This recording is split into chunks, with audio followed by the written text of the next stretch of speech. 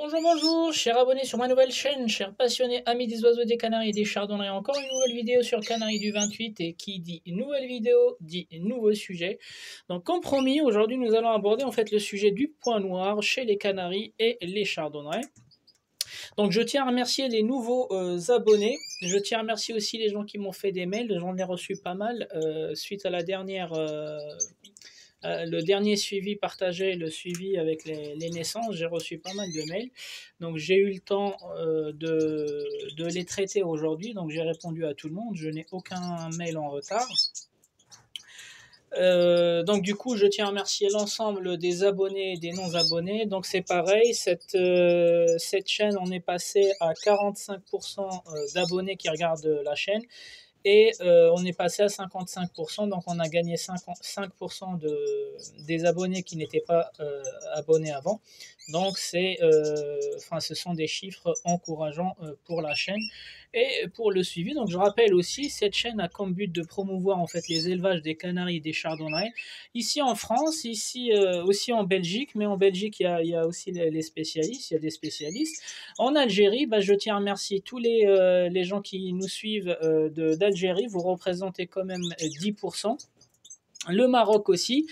La France, 60%. Merci à tous les abonnés de France. Et nous avons encore une nouvelle catégorie. Je tiens à saluer, à remercier les éleveurs de La Réunion qui représentent 4%. Donc voilà, un merci aux abonnés, aux non-abonnés, et ça nous motive pour travailler les sujets. Donc comme promis, aujourd'hui, nous n'allons pas faire un suivi d'élevage, mais nous allons traiter une pathologie qui est le point noir chez les canaris et les chardonnerets. Ça peut aussi, moi je l'ai eu chez les becs crochus, mais c'est pas le même point noir. En fait, le point noir chez les canaris et les chardonnerets, en fait, ils peuvent se contaminer entre eux, mais par contre, le point noir avec les grosses perruches est différent. Donc le circovirus responsable de ce point noir chez les canaris et les chardonnerets, il est commun, mais il est différent des grosses perruches. Donc voici ce que m'avait dit à l'époque le vétérinaire qui était spécialisé en fait dans la partie aviaire.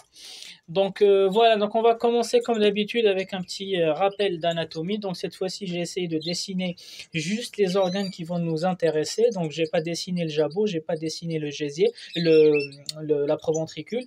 Donc je vous ai dessiné les poumons, P poumon, F le foie, G le gésier, les intestins, j'ai représenté le pancréas, la poche cloacale et une petite partie de la vésicule biliaire.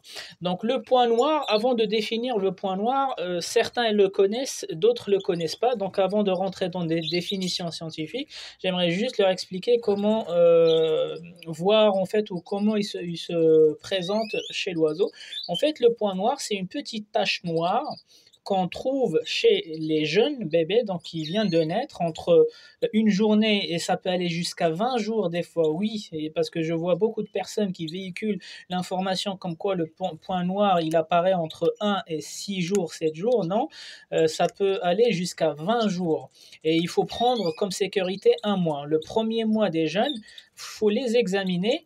S'ils ont dépassé le 1 mois, ça veut dire qu'ils ne sont pas nés avec le point noir, mais ça ne veut pas dire qu'ils ne peuvent pas le choper plus tard si vous les mettez avec des oiseaux qui ont déjà ce virus-là.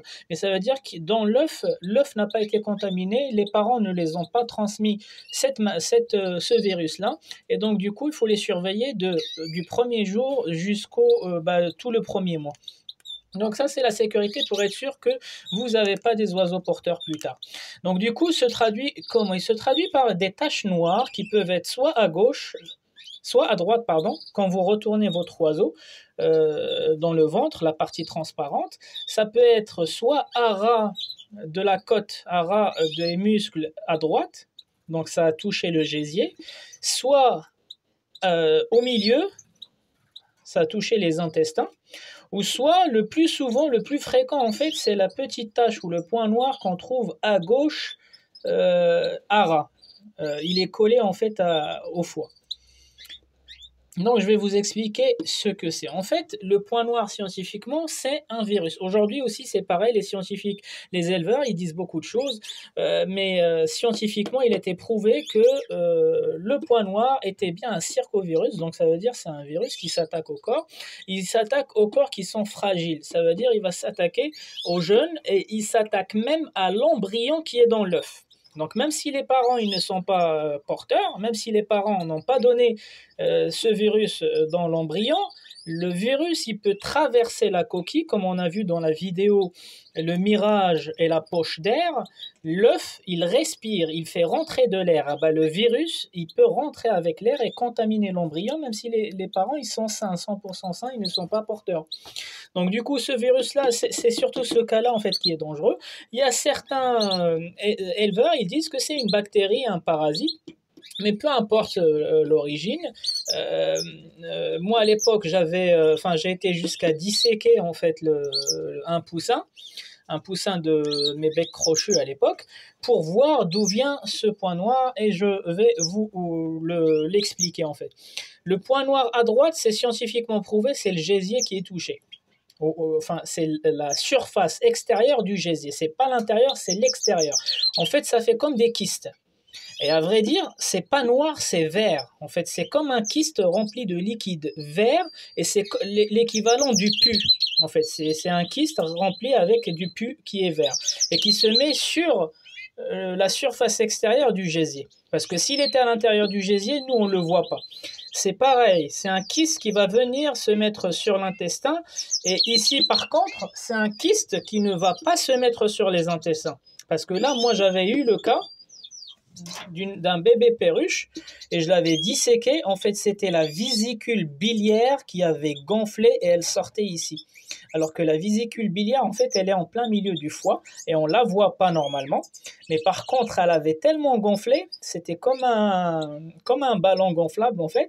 Elle est sortie et on ne voyait qu'un petit bout de cette vésicule biliaire qui avait pourri. Donc le virus, il attaque aussi bien le foie, la vésicule biliaire, les intestins, le gésier. Et lui, il va attaquer là où il y a les protéines, parce qu'il va vivre quand même au détriment des protéines. Donc le point noir que vous voyez à gauche, ici, là, côté gauche sur le ventre, vous pouvez le vérifier vous-même, et j'aimerais bien que les gens le vérifient, ceux qui ont les moyens. Vous allez disséquer après la mort, bien sûr, et vous allez voir que cette poche-là, elle vient c'est la vésicule biliaire qui est infectée, elle se remplit de liquide de pus, et elle va sortir, et on ne voit que sa tête là. Donc ça, un cas qui est 100% vérifié par moi et par une personne de l'université de Rennes en 2014. Donc on avait travaillé ensemble ce sujet-là. Et donc du coup, ce cas-là, c'est 100% vérifié. C'est la vésicule biliaire qui va gonfler, qui va venir en fait au contact de la peau transparente. Et nous, on voit un point noir, mais c'est pas un noir. En fait, c'est une poche. C'est la vésicule biliaire qui est remplie de liquide. Au lieu que le liquide soit jaune, il est tellement infecté de virus qu'il change en vert. Et on l'avait regardé aussi sous microscope à l'université de Rennes, et c'était bien défini un circovirus. C'était une sorte de virus qu'on appelle le circovirus. Donc ça, c'est 100%, les informations sont 100% cohérentes. Par contre, le gésier, ça peut être pareil. Les intestins, ça peut être pareil. Donc ça, c'est des articles ou c'est des recherches qu'on avait menées. On s'est basé sur l'expérience des chercheurs et des éleveurs. Mais ce point-là, on l'avait bien traité et c'est bien la vésicule biliaire qui s'infecte et qui vient toucher la surface. Et nous, on voit un point noir, mais c'est bien du pus, du liquide vert. Et ceux qui ont les moyens et qui ont beaucoup de pertes dans leur élevage, ils peuvent se lancer dans une dissection d'un jeune qui a le point noir, et j'aimerais bien que quelqu'un nous confirme en commentaire qu'il s'agit bien de la vésicule biliaire infectée. Donc c'est pas l'intestin, ce point-là c'est pas l'intestin, c'est la vésicule biliaire infectée, et c'est la forme la plus courante du virus, le point noir. Après on trouve au milieu, ça veut dire il s'est attaqué aux intestins, et dans ce cas-là ça peut être un virus, une bactérie ou un parasite. Ça peut aussi attaquer le gésier, ça peut être un virus, bactérie ou parasite. Et quand c'est ce cas-là, c'est un virus qui est rentré dans la vésicule biliaire et il a déprogrammé au point d'y avoir beaucoup de pus. Et donc il va s'allonger, il va se dilater, la vésicule biliaire va se dilater parce qu'elle est remplie de pus.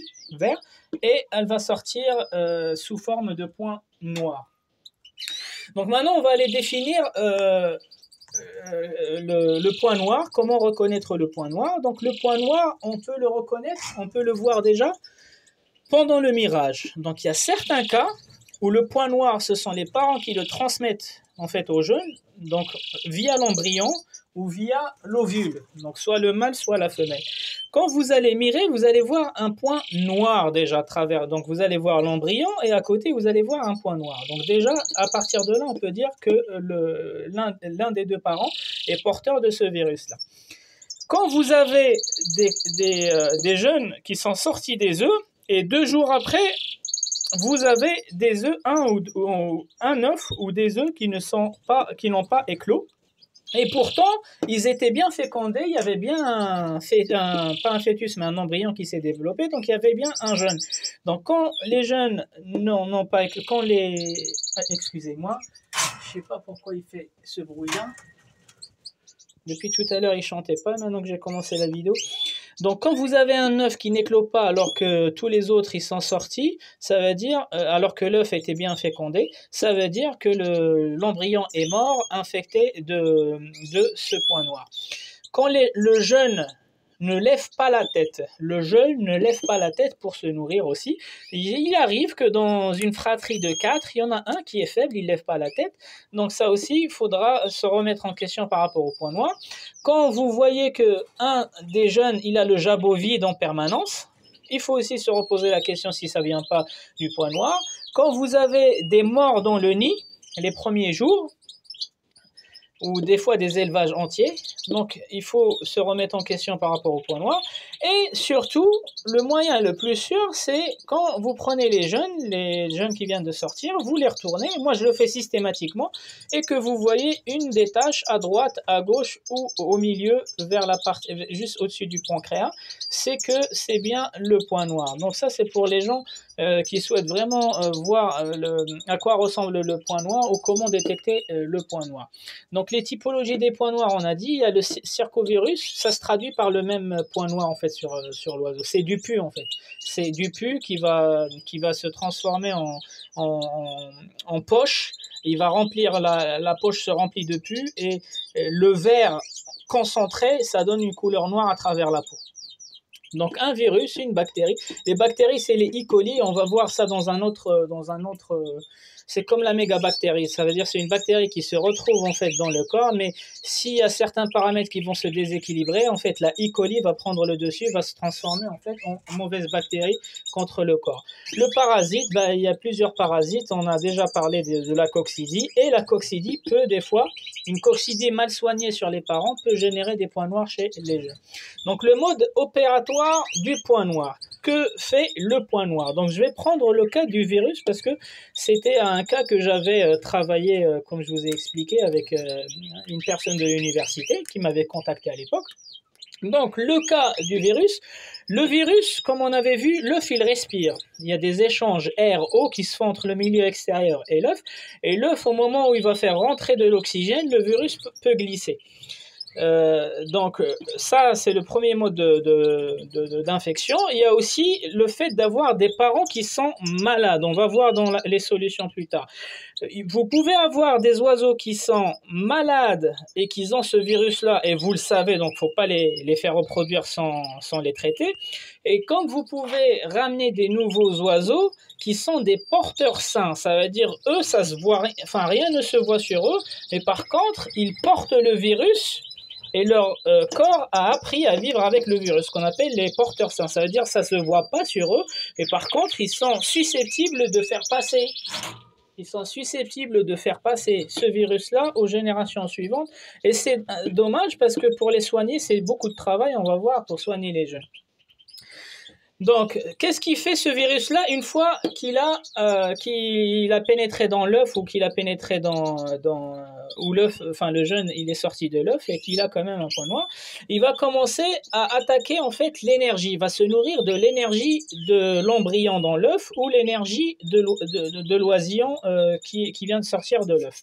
Parce que il n'a pas eu assez de temps dans l'œuf pour pouvoir pour pouvoir affamer l'embryon dans dans l'œuf, on a vu que dans l'œuf se composait du blanc d'œuf, du jaune d'œuf, et au milieu, il y avait l'embryon. L'embryon, il va vivre avec le blanc d'œuf et le jaune d'œuf. C'est une source de protéines. Le virus, pourquoi il va attaquer l'œuf? Il va attaquer l'œuf parce qu'il a senti les protéines qui sont dans le blanc d'œuf et le jaune d'œuf. Des fois, il peut l'attaquer dès la pente. Donc ici, il va tuer l'embryon. Vous allez voir à travers les plusieurs mirages que vous allez faire tous les 2 jours, à un moment donné, l'embryon a arrêté de se développer. Ça veut dire le circovirus l'a tué. Et des fois, il peut contaminer l'œuf 2 jours ou 3 jours avant l'éclosion. Ça veut dire qu'il a pas eu le temps d'épuiser toute l'énergie de l'oisillon qui n'est plus un fœtus avant l'éclosion. Donc du coup, il va puiser l'énergie, que ce soit de l'embryon ou du jeune, il va affaiblir son système immunitaire. Pourquoi? Parce que l'oiseau, l'embryon, en fait, ça déclenche chez lui une anémie. Ça déclenche chez lui une anémie et le sang, il sera moins concentré. Quand le sang, il est moins concentré, ça veut dire qu'il y a moins de circulation de globules rouges pour l'oxygène, moins de circulation pour les globules blancs. Ça touche directement le système immunitaire. Donc finalement et globalement, le jeune il sera affaibli, il sera incapable de lever la tête pour se nourrir, pour réclamer de la nourriture dans le nid. Et tant qu'il ne lève pas la tête, pour les parents, il n'a pas faim. Donc les parents, ils voient que le jeune, il ne lève pas la tête, ils pensent qu'il n'a pas faim, ils ne vont pas le nourrir, alors que lui, il a faim, mais il est tellement affaibli qu'il ne sait plus lever la tête pour pouvoir se nourrir, et ça va mener à la mort directe ou assurée de ce petit oiseau si l'éleveur n'examine pas, ne suit pas les démarches qu'on va expliquer.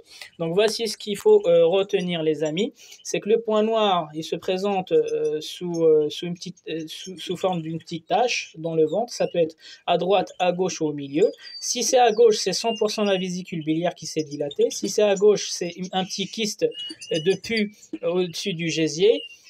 Si c'est au milieu, c'est que c'est dans un endroit, j'ai fait des recherches, il ne peut pas attaquer le pancréas. Il ne peut pas attaquer le pancréas, mais le tunnel digestif, il peut se mettre n'importe où dans le tunnel digestif. Donc, il y a le cas où c'est un virus, bactérie ou parasite. Voici comment il opère, le point noir. Il peut attaquer l'œuf directement, comme il peut attaquer les jeunes directement.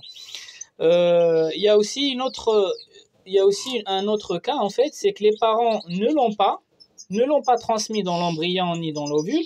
Par contre, ils vont lui transmettre aux enfants via le nourrissage, donc après éclosion. C'est pour ça, on va voir dans les préventions, il est interdit de faire rentrer des nouveaux oiseaux dans votre salle d'élevage après le blanchiment qu'on va voir. Donc ça, c'est important. Quand les jeunes n'ont pas de point noir et les parents, vous avez déjà travaillé avec l'année dernière, ils n'ont pas de point noir ni rien du tout, et qu'à un moment donné dans la nichée, vous avez un point noir, c'est forcément arrivé via la nourriture. Les parents qui viennent nourrir, et les parents ont été contaminés entre le blanchiment et le jour où ils ont nourri les jeunes. Donc maintenant, les causes. D'où vient ce point noir? Donc on a vu le mode opératoire, on a vu les différents types de points noirs. Donc les causes, c'est soit les parents qui sont porteurs sains. Moi je pars du principe que tout le monde fait le blanchiment, que ce soit par voie naturelle ou par voie chimique. Mais les parents peuvent être des porteurs sains, ça veut dire que ça ne se voit pas sur eux. C'est pour ça qu'il faut blanchir tout l'élevage. Comme ça, vous partez du principe que vous avez des porteurs sains et que vous allez les soigner. Ça peut venir de l'hygiène, donc une alimentation, encore une fois. L'alimentation, on la trouve quasiment sur toutes les pathologies. L'air, les amis, ça c'est important et ça j'en ai fait l'expérience moi avec mes grosses perruches il y a des années. En fait, j'avais mis beaucoup d'oiseaux dans une petite pièce, beaucoup de couples d'oiseaux dans une petite pièce et mon air n'était pas pur. Donc, l'air qui ne se régénérait pas, il n'y avait pas de VMC, etc., ça a généré chez moi le problème des points noirs chez les grosses perruches. Et des fois, c'est l'inverse. C'est trop d'humidité, ça génère aussi le point noir. Donc, trop d'humidité ou l'air trop sec, ça favorise en fait la circulation des circovirus. Donc lui, il se déplace par temps très humide ou très sec. Les rayons de soleil aussi, les amis. Les rayons de soleil, je m'adresse à ceux qui fonctionnent comme moi, c'est-à-dire sous éclairage artificiel. Les rayons de soleil, c'est important, donc trouver un moyen de mettre vos oiseaux en dehors de la période de reproduction, par exemple pendant la préparation, un bain dans le balcon, dans la véranda, etc. Les rayons de soleil, ça tue en fait les virus, ça tue les microbes, donc c'est important. Surtout, je m'adresse aux personnes qui utilisent l'éclairage artificiel comme moi. Donc n'hésitez pas à ouvrir la porte pour faire circuler de l'air et n'hésitez pas de temps en temps. Moi, j'avais mes mâles qui étaient ici. Si vous vous rappelez, j'avais préparé mes mâles. L'interrupteur, je ne sais pas où est-ce qu'il est. C'est peut-être ça? Non, c'est pas ça.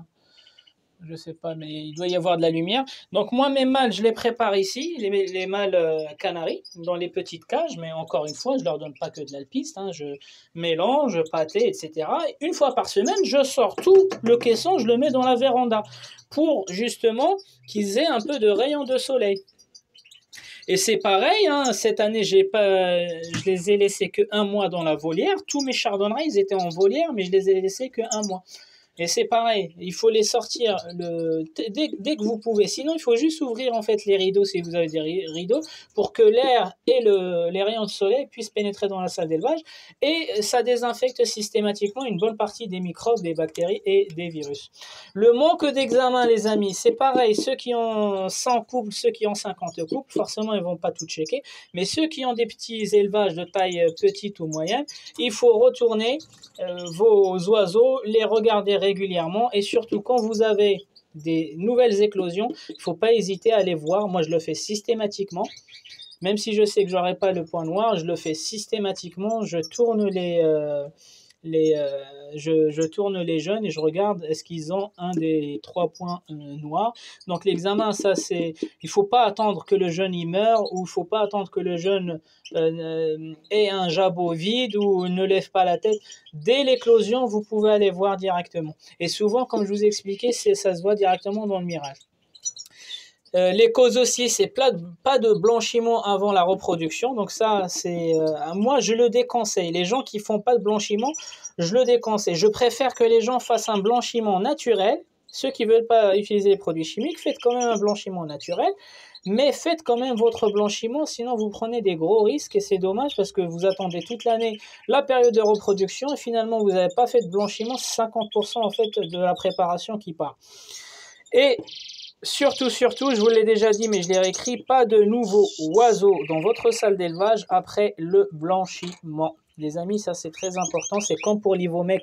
Quand j'avais fait la vidéo sur l'Ivomec et l'ivermectine, je vous ai dit, à partir du moment où je les traite avant la repro avec les produits anti-poux, je ne fais plus rentrer d'oiseaux. Moi, les seuls oiseaux que j'ai fait rentrer, ce sont les oiseaux que j'ai dans ma volière qui ont suivi le même traitement, que ce soit le blanchiment, que ce soit le traitement anti-poux, anti-parasite. J'ai exactement la même préparation. La différence, c'est les graines. À l'extérieur, je leur donne des graines riches. À l'intérieur, je leur donne moins de graines. Parce qu'ils ont un peu de chaleur, ils ont un peu ils sont à l'abri. Donc maintenant, les solutions du point noir. Tout d'abord, c'est l'inverse des causes, tout simplement. Tout d'abord, il faut blanchir. Si vous n'êtes pas pour le blanchiment chimique, essayez de faire un blanchiment naturel. Et le blanchiment naturel, c'est aussi simple que ça, c'est l'oignon, l'ail, le citron. Les amis, le citron, je vois beaucoup de vidéos, les gens ils balancent des vidéos en disant que le citron, ça remplace le vinaigre de cidre. Les amis, le vinaigre de cidre, c'est un acide. Le citron, c'est un alcalin. Le citron, c'est pas de l'acide. Vous n'allez pas mettre du citron dans l'eau et vous allez dire que le pH, il chute. Les amis, le citron, c'est un alcalin. Les gens qui font de la chimie, ils peuvent vous le confirmer. Donc, faites attention. Ne mélangez pas. La pomme, c'est de l'acide. Le citron, c'est un alcalin qui n'a rien à voir avec l'acide. Mais par contre, je suis d'accord. L'ail, l'oignon, le citron, ça booste le système immunitaire. Et on va le voir aussi dans un autre complément chimique que moi j'utilise. Donc, le point noir, c'est bien.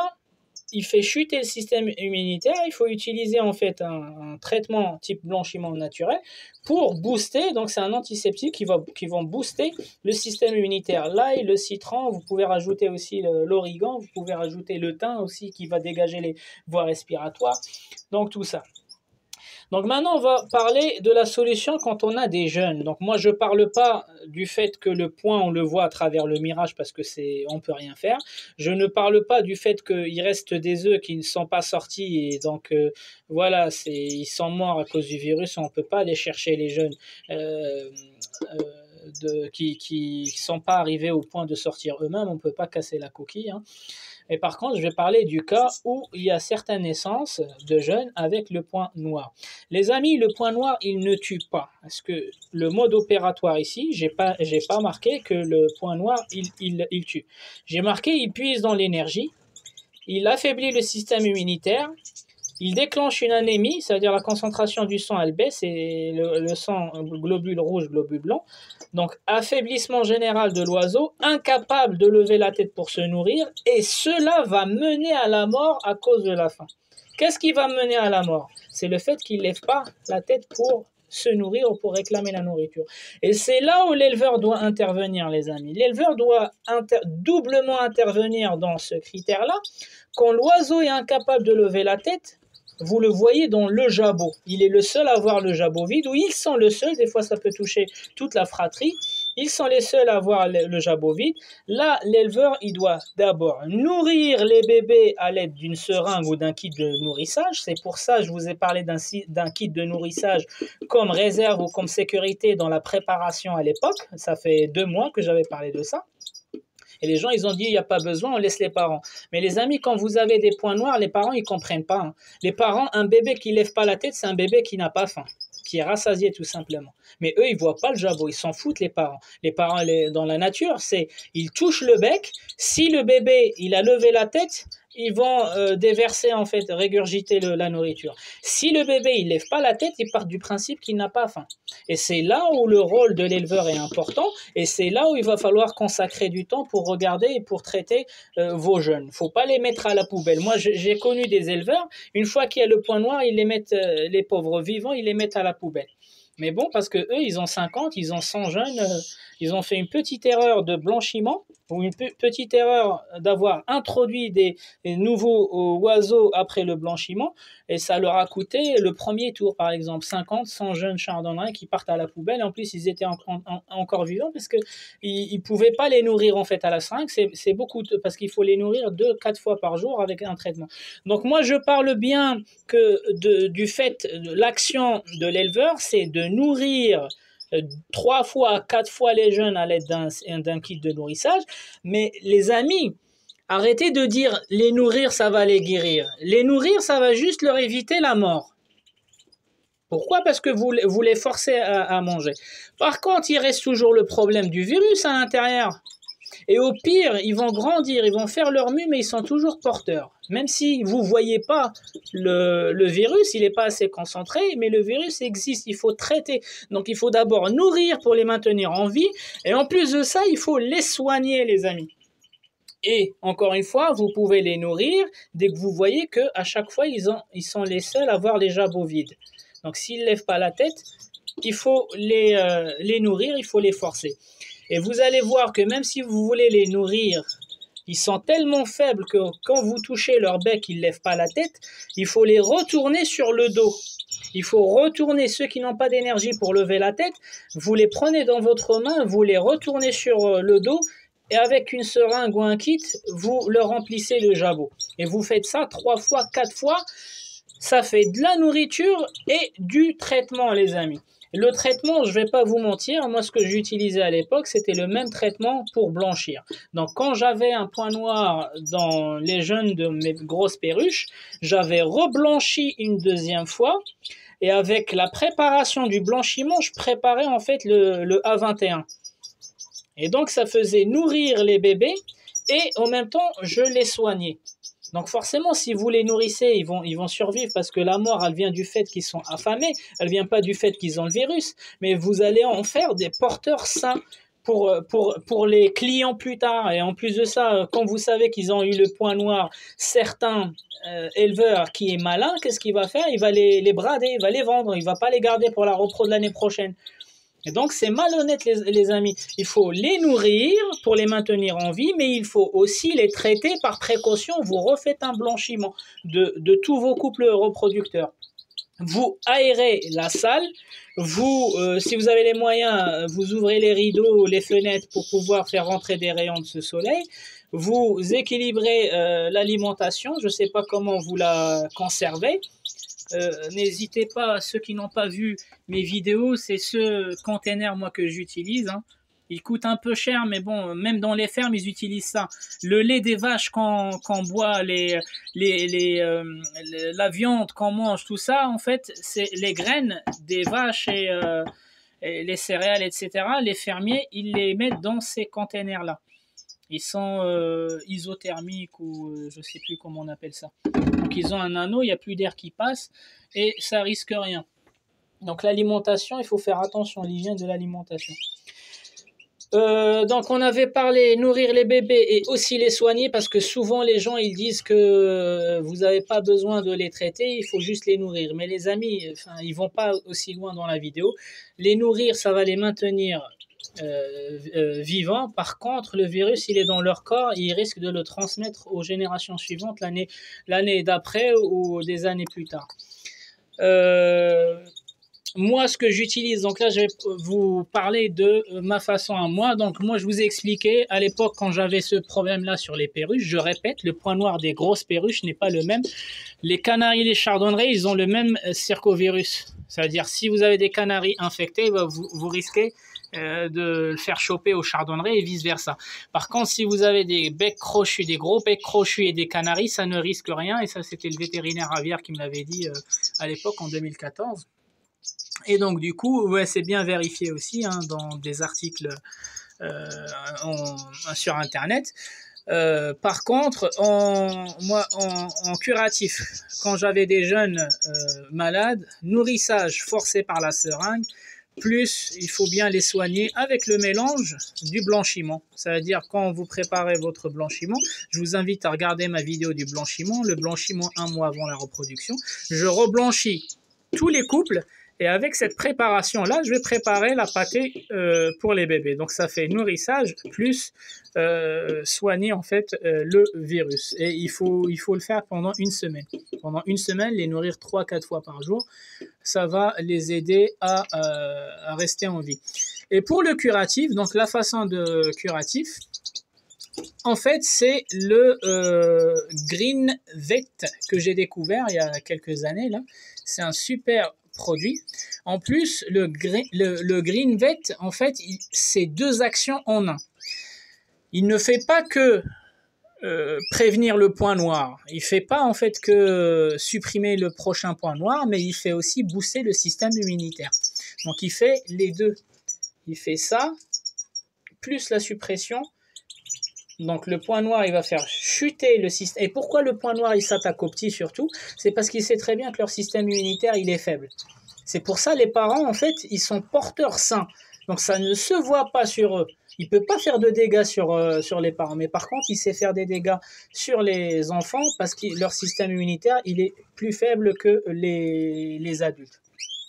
Donc du coup, moi, le Green Vet, c'est une poudre que je vais vous montrer, c'est 2 en 1, c'est-à-dire il renforce le système immunitaire et en même temps, il élimine le virus. Donc moi, ce que j'utilise, c'est compliqué parce que dans la notice, il n'y a pas marqué les quantités. Moi, j'utilise 4 grammes dans 100 grammes de pâté. Hop, et ça, je le donne une semaine avant la pente, 4 jours avant l'éclosion, et la première semaine après l'éclosion. Donc je donne, je répète, une semaine avant la pente, 4 jours avant l'éclosion et toute la semaine de l'éclosion. Pourquoi? Parce que ça contient beaucoup d'acide, hop, et ça nettoie. Donc je vais aller vous le chercher. J'aurais dû le préparer tout à l'heure. Est-ce que je l'ai mis? Il est là, hop.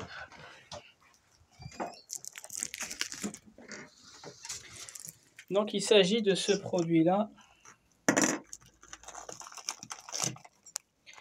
Voilà, Green Vet que j'utilise. Ah si, il y avait 30-40 grammes par kilo. Mais bon, si je fais le calcul par 100 grammes, je divise par 10. Oui, bah ça fait ça. 3-4 grammes par 100 grammes. Moi, j'ai mis 4 grammes par 100, je suis pas loin. Voilà, si on divise par 10, ça fait ça. Ça fait 3 ou 4 grammes par 100 grammes. Et c'est pareil. Et donc ça, pour moi, c'est le meilleur, jusqu'à aujourd'hui, c'est le meilleur moyen. Donc si vous regardez les composants, les protéines brutes, sodium, lysine, matière grasse brute, 10%, 10%, il contient beaucoup de matière grasse brute. Acide, voilà, c'est ça, parce que j'étais persuadé qu'il y avait des acides gras d'origine végétale. En fait, c'est ça qui va éviter que le virus s'attaque à ce corps-là, parce que tout est acide, il n'aime pas trop les acides. Les circovirus en général n'aiment pas trop les acides. Donc voilà les amis, j'espère que cette vidéo vous a plu, le point noir. Donc le point noir, faut pas avoir peur du point noir. Le point noir, ça peut arriver. Beaucoup de gens ont déjà soigné le point noir et d'autres, ils ont juste maintenu leur jeûne en vie en les nourrissant. Mais ce qu'ils ne savent pas, c'est qu'ils ont fait des porteurs sains pour plus tard et c'est dommage. Et donc, du coup, voilà. Donc, il ne faut pas paniquer. Plus on panique dans l'élevage et plus on fait n'importe quoi. Quand vous avez des points noirs, il faut nourrir les bébés 3 fois ou 4 fois par jour. En même temps, il faut les soigner et reblanchir, bien sûr, tous les parents que vous avez, tous les oiseaux que vous avez dans la salle. Donc voilà les amis, j'espère que cette vidéo vous a plu. Je vous souhaite un bon visionnage et je refais une vidéo tout de suite pour le bagage. Ciao, ciao!